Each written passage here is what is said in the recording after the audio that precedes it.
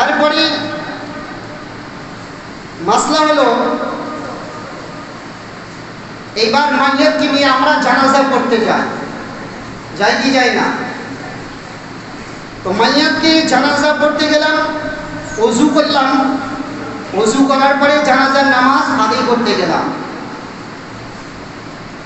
হয়তো জোহরের আগে অথবা জোহরের পরে, আসরের পূর্বে অথবা মাগরিবের পূর্বে।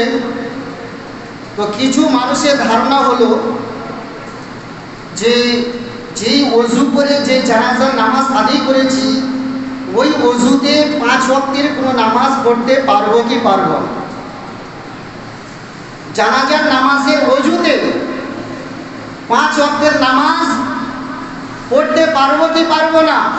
কিছু মানুষের ধারণা হয় আবার এসে নতুন করে ওযু করতে হবে, তাহলে কি নামাজ পড়া যাবে না, এরকম কিছু মানুষের ধারণা। কিন্তু এই মাসলাটা সমস্ত ভিত্তিহীন, এই মাসলাটা আদৌ সঠিক নয়।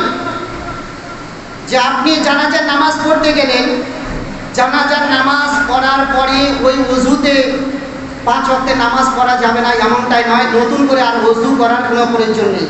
আপনার ভিতরে যদি ওযু ভঙ্গকারী কোনো জিনিস যদি না পাওয়া যায়, আপনার যদি ওযু যদি থেকে থাকে, তাহলে নিঃসন্দেহে জানাজার নামাজের ওযুতে আপনি 5 ওয়াক্তের নামাজ পড়তে পারবেন, এতে কোনো সমস্যা নেই। কিছু মানুষের